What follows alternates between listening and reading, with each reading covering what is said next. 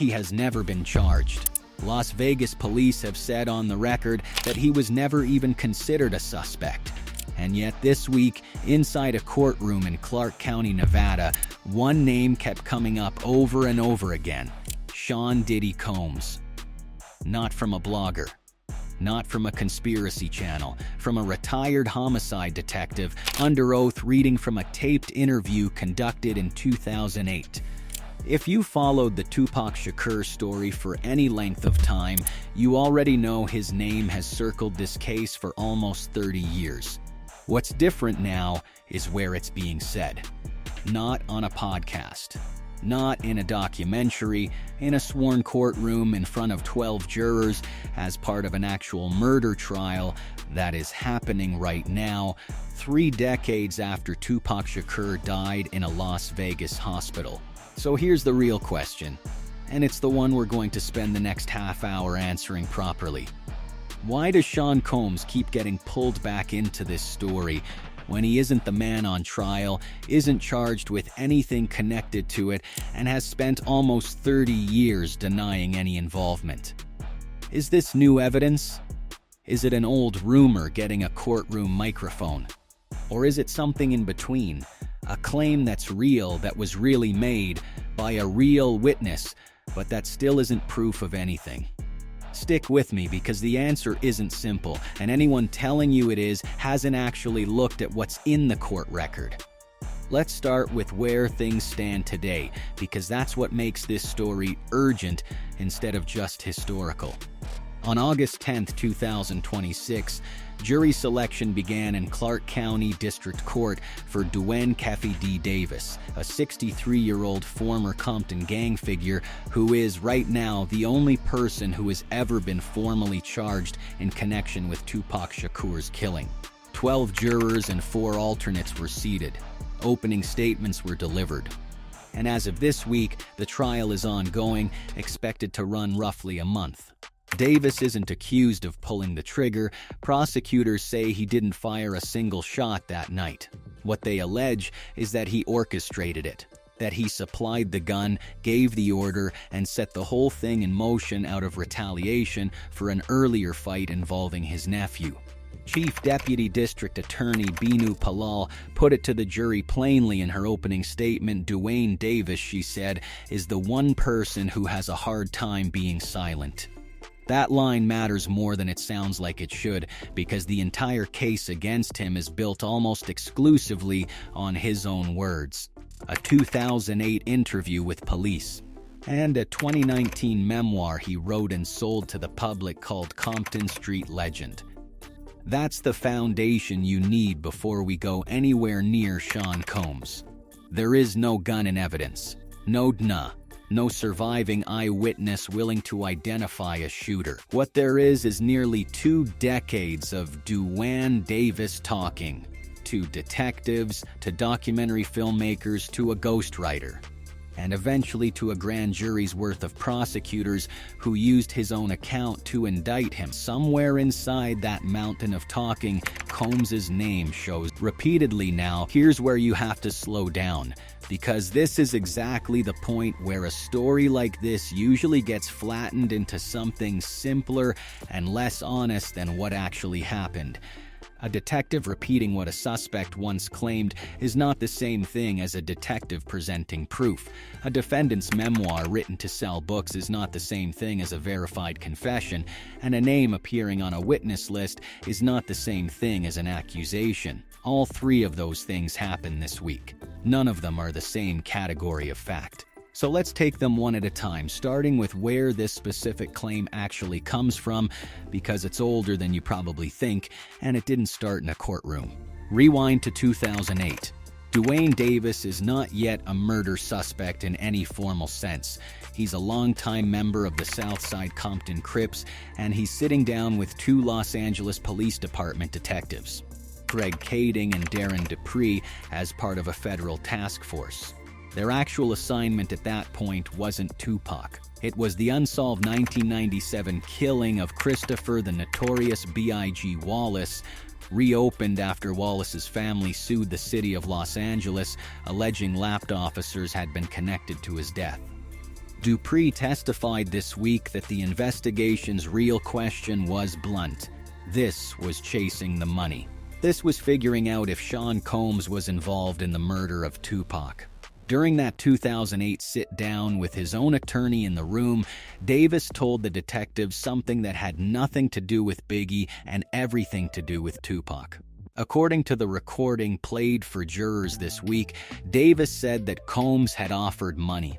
A figure of $1 million was discussed, connected to killing both Tupac Shakur and Death Row Records co-founder Suge Knight. Davis claimed the arrangement was that Combs would funnel the payment through an associate named Eric Zip Martin, who would then pass it to Davis. And according to Davis's own account, that payoff never fully happened. He told investigators he never got his half. Sit with that detail for a second, because it's one of the strangest and most revealing parts of the whole story. This isn't a triumphant claim of "I got paid to do this." It's a grievance. Davis, by his own telling, spent years feeling cheated out of money he says he was promised and never received. He confronted his associate about it. He brought it up again in a jailhouse interview years later, saying, almost bitterly, that if he'd gotten his share, he might have stayed strong and never talked. That's not the tone of a man building a case against someone else out of nowhere. It's the tone of a man airing an old resentment, which raises the obvious question that any good investigator or any good juror has to ask. Does a story sound more credible because it includes an unflattering detail like that, or is an unpaid debt narrative exactly the kind of thing an unreliable narrator invents to explain away his own actions? There's no clean answer to that. Keep it in your back pocket, because prosecutors and Davis's own defense team are about to spend a month arguing over exactly that question. And for once, they actually agree on part of it. That 2008 interview didn't end Davis's public talking. In 2018, he went further: media interviews, documentary appearances, growing more specific about his role in the shooting. Then in 2019, he released Compton Street Legend, a memoir co-written with author Yusuf Jah. The book opens with a scene-by-scene account of the night Tupac was shot. Davis getting a gun, getting into a Cadillac with 3 other men, spotting Shakur's car, pulling alongside it. And the Combs allegation is in there too, expanded into roughly, by some estimates, over 70 mentions across the manuscript. Here's the twist that makes this whole case genuinely unusual as a piece of criminal law. That book, written for profit, promoted on a media tour, is now the central piece of evidence prosecutors are using against the man who wrote it. Judge Carly Kearney ruled both the memoir and the 2008 police interview admissible at trial, rejecting Davis's argument that his earlier statements were protected by an immunity agreement. Davis took that fight all the way to the Nevada Supreme Court.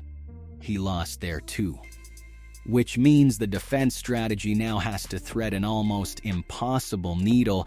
Davis's own lawyers are effectively standing in court arguing that their client's book is unreliable, exaggerated, fiction, written to sell copies and build a legend, at the exact same time prosecutors are telling the jury to trust nearly every detail in it. And that tension, a defendant essentially disowning his own memoir in real time, is exactly why the Combs allegation inside that same book can't just be waved away as solid proof, and also can't be dismissed as pure fantasy. It's sitting in the same document that Davis's own team is calling embellished, and that prosecutors are calling the backbone of their case.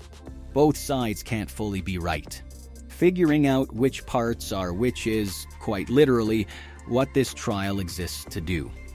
So that's the origin. Now let's fast forward to exactly why this became a headline this week instead of just background reading in an old book. On day 4 of testimony, Thursday, August 20th, 2026, the court played hours of that unsealed 2008 audio for the jury, with a transcript scrolling on screen so no one could miss a word. Retired Detective Darren Dupree took the stand to walk through what he and his former partner had heard directly from Davis years before any of it reached a courtroom.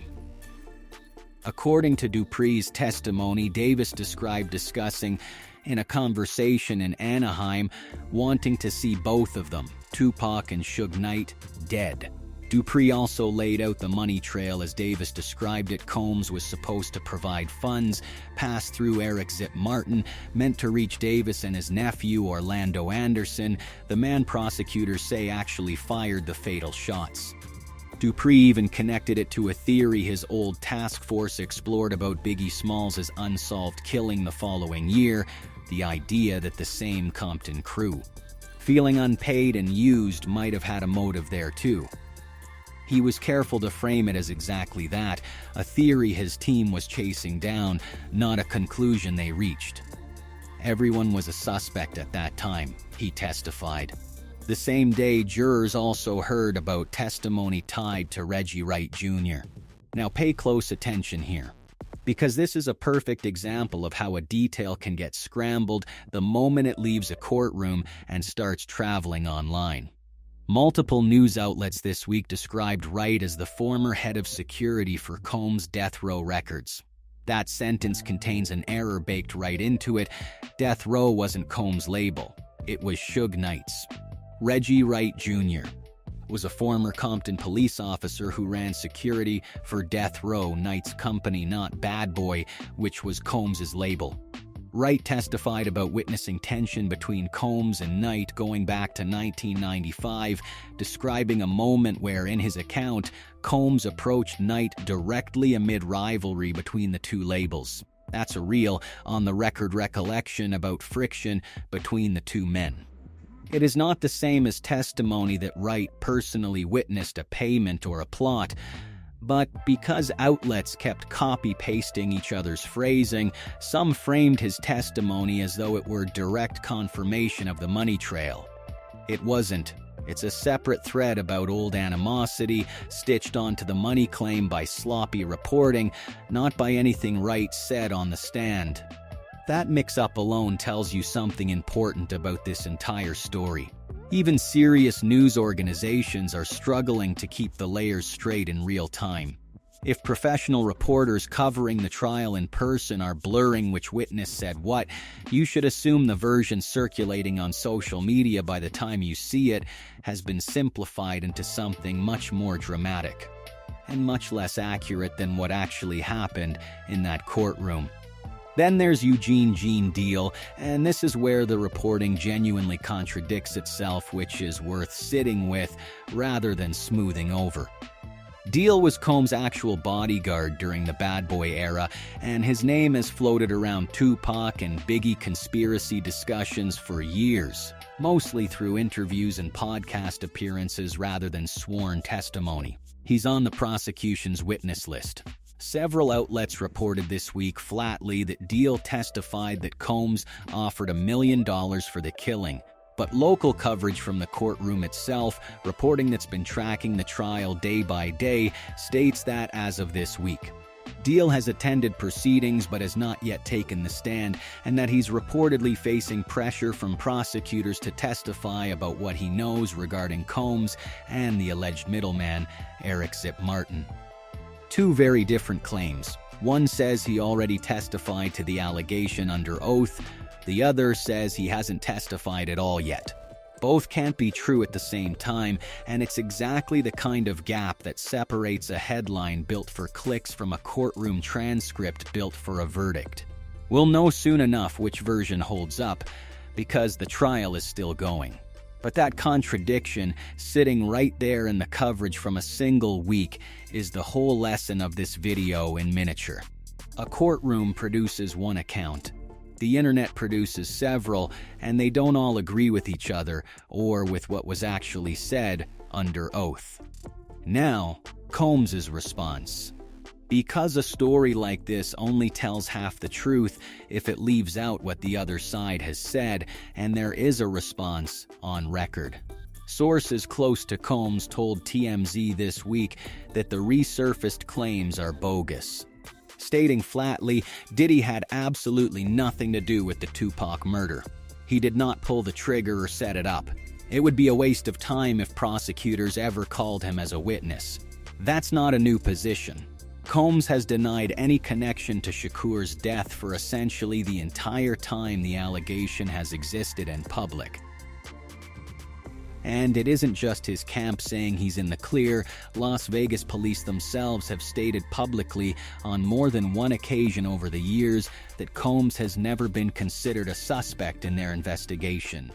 That line is doing a lot of work, and it deserves to be said clearly, without hedging. The law enforcement agency that actually investigated Tupac's killing has never treated Sean Combs as a person of interest in it. Whatever role his name plays in this trial, it is not because Las Vegas police built a case pointing at him. So why is he on a witness list at all if he was never a suspect? Because the case Duane Davis is on trial for doesn't exist in a vacuum. It exists inside the East Coast-West Coast rivalry of the mid-1990s, and Combs, as the head of Bad Boy Records, was one of the central figures of that era, whether or not he had anything to do with a bullet fired in Las Vegas. Prosecutors need to establish motive and atmosphere, the feud, the beef, the money, the ego. The culture of retaliation that surrounded Death Row and Bad Boy in 1996. Witnesses like Deal and Wright know that world from the inside. Their relevance to the trial doesn't require Combs to be guilty of anything. It requires them to know what that world looked like from close range. That's a legally very different thing from being named a co-conspirator. And it's worth being precise about the difference, because prosecutors themselves have not accused Combs of anything in this case. His name appearing on a list of potential witnesses is, as more than one outlet covering the trial has pointed out directly, not an accusation of involvement. If you want to understand why Combs' name was ever positioned close to this rivalry in the first place, though you actually have to go back further than 1996 to a single night in November 1994 at Quad Recording Studios in Manhattan. That night, Tupac Shakur was robbed and shot multiple times in the lobby of the studio just before he was set to record with a group that included Biggie Smalls. Tupac survived. And almost immediately, he began publicly suggesting that Combs and Biggie had known the attack was coming, an accusation both men denied at the time and have continued to deny since. No charges were ever filed against either of them connected to that shooting, and no evidence has ever surfaced tying them to it. But the accusation itself became one of the founding wounds of the entire East Coast-West Coast feud. Tupac carried that suspicion with him for the rest of his life, weaponized it in interviews, and eventually turned it into one of the most openly hostile diss tracks ever released, naming both men directly.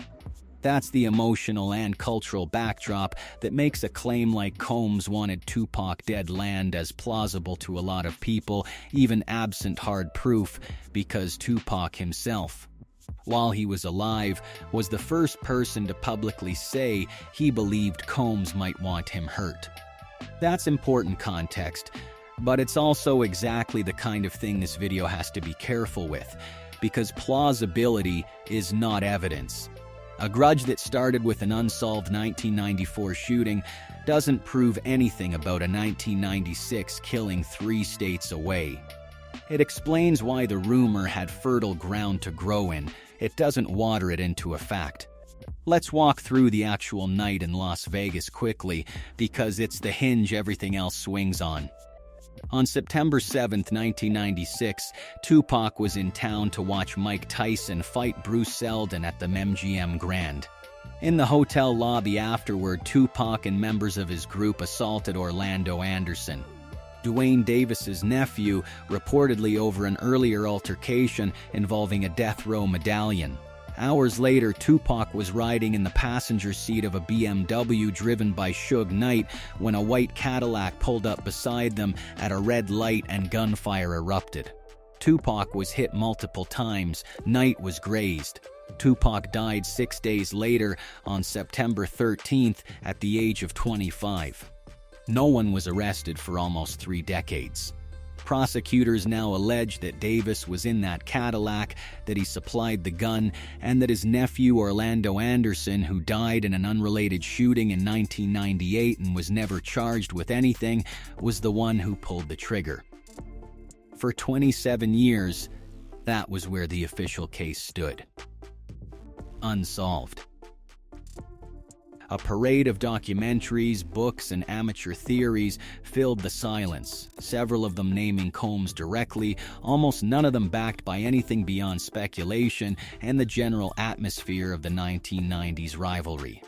Then, in 2023, Las Vegas police searched Duane Davis's Henderson home, and on September 29th of that year, he was arrested and charged with 1 count of murder with a deadly weapon tied to a gang enhancement. Police were direct about why, after decades, they moved on him specifically. His own public statements, culminating in that 2019 memoir, had made him the only person who had, in effect, confessed on the record. Since his arrest, the case has been anything but a straight line to trial.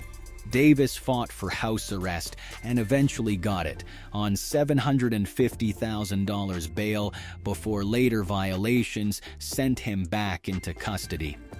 He was found guilty of fighting another inmate at the Clark County Detention Center. He's had multiple attorneys. His current lawyer, Michael Sanft, joined the defense in April of this year, reportedly on a pro bono basis. His team argued the prosecution's entire case rested on statements protected by immunity deals. They lost that argument in district court and lost it again at the Nevada Supreme Court. They argued the 27-year gap between the killing and the charge violated his rights. Judge Kearney rejected that too, noting there was no benefit to the state in waiting nearly 3 decades to prosecute. If anything, the delay worked against the case, not for it. The trial itself was delayed multiple times, pushed from an original 2025 date all the way to August 2026, largely because of what defense attorneys called an overwhelming volume of discovery material to review. All of that is what was actually resolved in writing by actual judges before a single juror was ever seated. None of it, not one ruling in this entire chain, says anything about Sean Combs.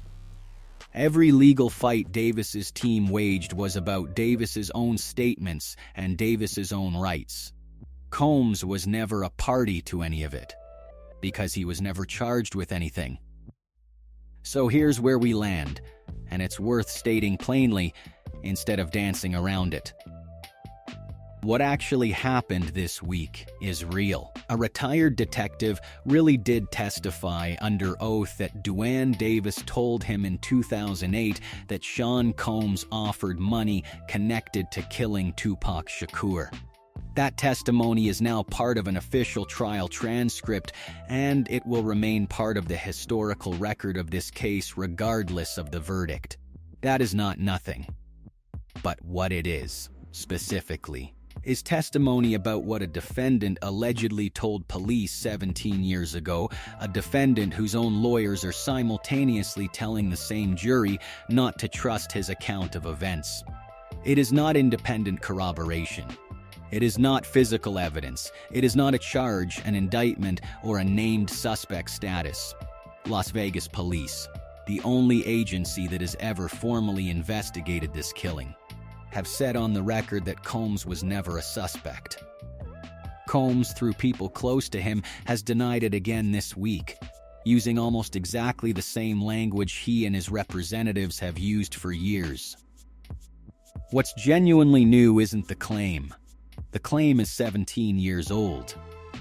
What's new is the venue, a story that used to live in documentaries, memoirs, and forum threads is now sitting inside a sworn transcript read into the record by a retired police detective in a trial that's still going on as you're watching this. That's the difference between a rumor and a piece of the historical case file, and it's also exactly why you're seeing it everywhere again this week, nearly 30 years after it was first whispered in an interview room. Where does it go from here?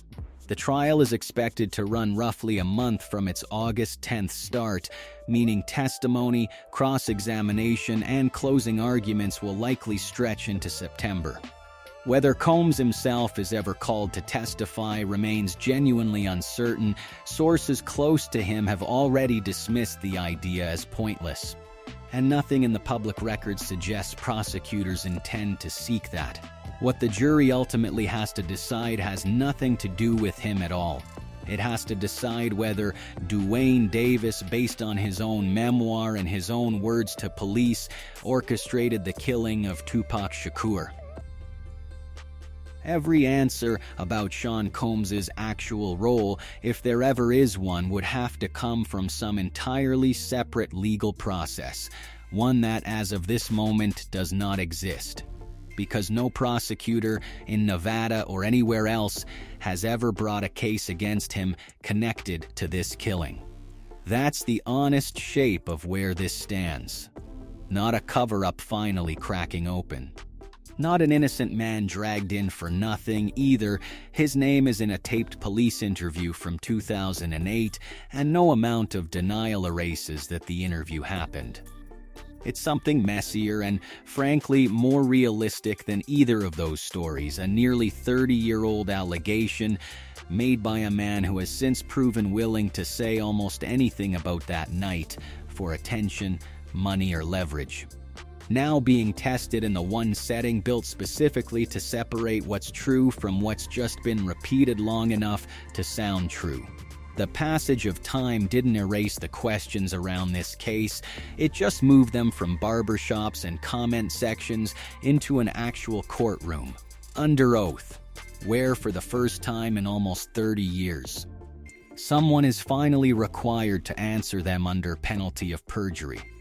Whether that process ends with more clarity about Sean Combs or simply confirms that his name has always been closer to rumor than to evidence is something only the next few weeks in that Las Vegas courtroom can actually decide. So here's the real question worth sitting with until it does. When a claim survives 3 decades purely on repetition, at what point does the culture stop asking whether it's true and start treating the retelling itself as the proof?